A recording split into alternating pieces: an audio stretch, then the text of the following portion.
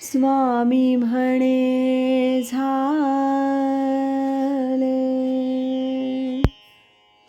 कृतार्थ जीवन, सद्गुरु चरण उपासिता।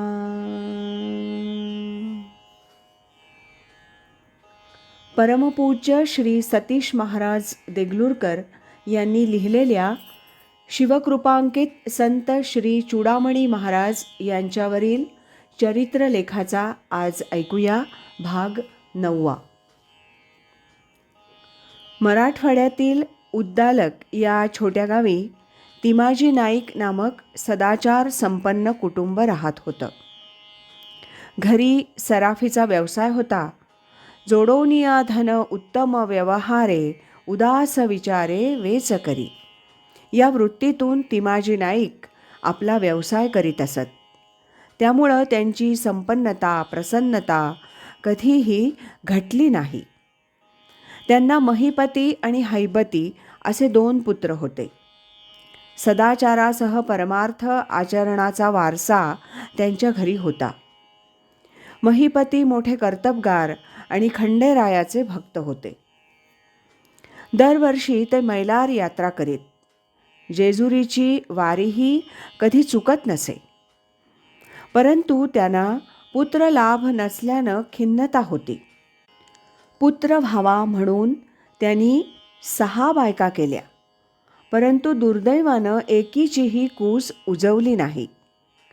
एकदा महिपती महाराज जेजुरीला गेले असता भावाकुल होऊन नाथांचा अभंग ज्ञानकोटंबा घेऊनी आलो द्वारी, बोध भंडारा लावीन परोपरी, एका जनार्दनी विनवी श्रीहरी, वारी देऊन प्रसन्न मल्हारी. असं म्हणत असता प्रत्यक्ष मल्हारी प्रसन्न झाले. वारी पूर्ण करून महिपती आपल्या 6 पत्नींसह घरी परतले. 6 पैकी 1 पत्नी गरोदर राहिली. तिला दिव्य डोहाळे होत होते. त्याप्रमाणे शके 1675 सुमुखनाम संवत्सर माघ शुद्ध प्रतिपदेला महिपती महाराजांना पुत्र झाला. ते गुंडा महाराज होत. गावात आणि घरात आनंदी आनंद झाला. काही काळानं महिपतींचे धाकटे बंधू हैबती यांनाही पुत्रलाभ होऊन संपूर्ण कुटुंब वैभव आणि आनंदात राहत होतं. यथाकाळी महिपतीचे आईवडील कालवश झाले. लक्ष्मी मोठी चंचल असते या उक्तीनुसार महिपतीची सराफी आणि सावकारी ओहोटीस लागली. अशा अवस्थेत उद्दालक गाव सोडून महिपती आपल्या परिवारासह देगलूरला येऊन राहिले. तिथं महिपती महाराजांचा जम बसत होता आणि मुलगा गुंडा महाराज वर्धिष्णू होत होता. बालपणापासूनच त्याच्या ठायी सात्विकता होती. वयाच्या 7व्या वर्षी त्याचं मौंजी बंधन होऊन गायत्री मंत्राचा प्रबोध पित्याद्वारे प्राप्त झाला. गुंडा महाराजांचं वय 11 असताना काही अंतरानं आईवडिलांनी इहलोकीची यात्रा संपवली. अशावेळी गुंडा महाराजांना सगळे आप्त पारखे झाले. कुणी दाद देईनात. त्यांच्याच नात्यातील एका वृद्धेनं गुंडा महाराजांना आसरा दिला. व्यवसाय नावालाच, जवळजवळ विपन्नावस्था होती, पण अंतरंगी कीर्तनाची ओढ आणि सात्विकता त्यामुळं गावातील चूडामणी महाराजांच्या कीर्तनास ते जाऊन बसत. हळूहळू चूडामणींच्या मागे बसून साथ देऊ लागले आणि नकळतपणे गुरुसेवा साधू लागली. चूडामणी महाराज म्हणाले, जगदोद्धारा लागी धरिला अवतार असल्यानं एकदा कीर्तनानंतर गुंडांना थांबवून ठेवलं. त्यांना सामुद्रिकाचा अभ्यास असल्यानं सहज गुंडांचा हात आपल्या हाती घेतला आणि हातावरची चिन्ह पाहिली. भक्ती ज्ञान आणि वैराग्ये आगळा, ऐसा नाही डोळा देखी येला, अशा अलौकिकतेचं दर्शन होताच हा महानुभाव होणार असे उद्गार चूडामणींनी काढले. योगेश्वराची सारी चिन्ह गुंडांच्या हातावर दिसली. कीर्तन प्रवचनात गुंडा महाराज नेहमी चूडामणी महाराजांच्या समवेत राहून ज्ञान हृदयी साठवून सत्संगाचा आनंद लुटत होते. चूडामणींनी त्याला नित्य साधना लावून दिली. त्यामुळं गुरु दाविलिया वाटा येथुनी विवेक तीर्थवटा धुनिया मळकटा बुद्धीचा तेणे अशी अवस्था गुंडांना प्राप्त झाली आणि 15वं वर्षही त्यांनी वयाचं गाठलं. अशा भक्ताचा परमार्थ आणि प्रपंच देवच पाहतो.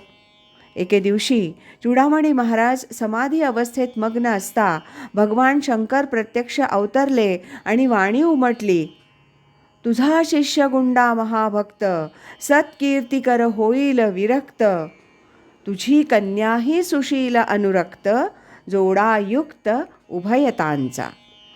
हा जणू आदेशच मानून कोणताही डामडौल न करता परंतु शास्त्रीय विधियुक्त चैत्र शुद्ध पंचमी शके 1689 आपली कन्या राजाई आणि गुंडा महाराज यांचा विवाह सोहळा चूडामणींनी संपन्न केला.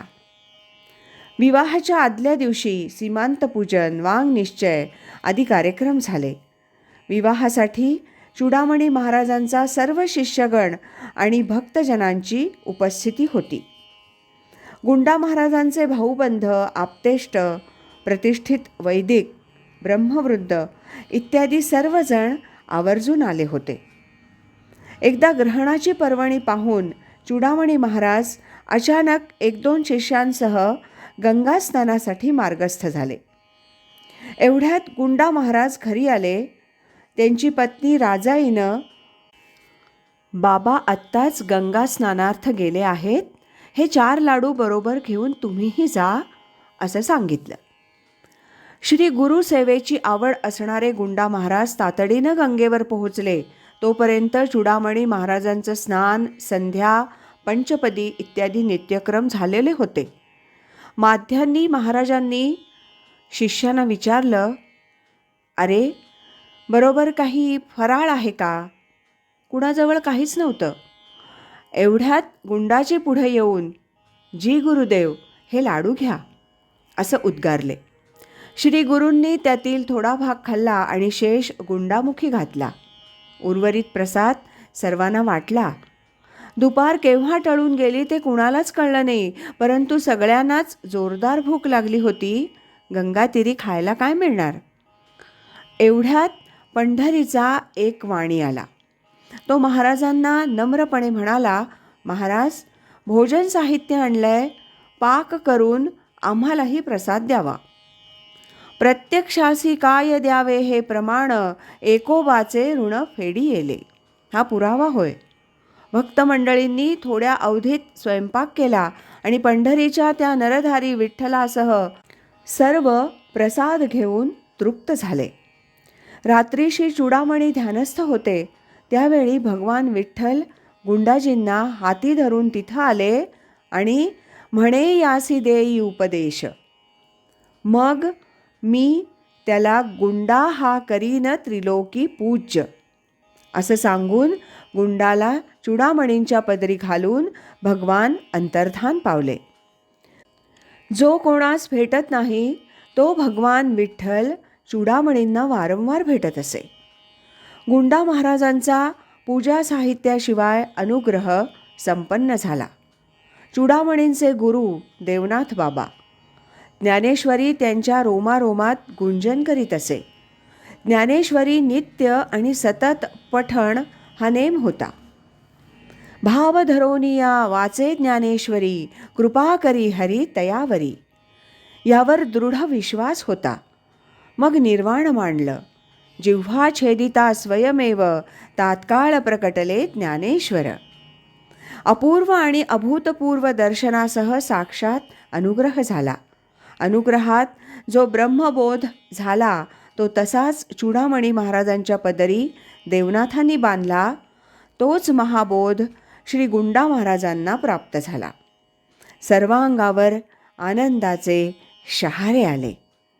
समाधीतच गुंडा महाराजांनी श्री गुरुचरणी घट्ट मिठी मारली आणि कृतज्ञता मुखावाटे प्रकट केली.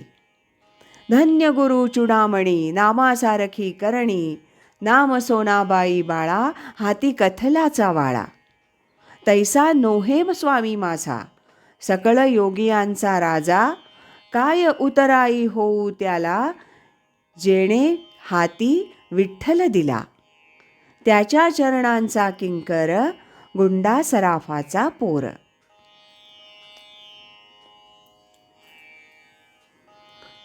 आज इथेच थांबूया. यानंतरचा भाग उद्या ऐकूया. श्रीमद सच्चिदानंद सद्गुरु श्री सिद्धयोगी ज्ञानेश्वर महाराज की जय. श्रीमद सच्चिदानंद सद्गुरु श्री सिद्धयोगी देवनाथ महाराज की जय. श्रीमद सच्चिदानंद सद्गुरु श्री सिद्धयोगी चूडामणी महाराज की जय. हरि ओम तत्सत.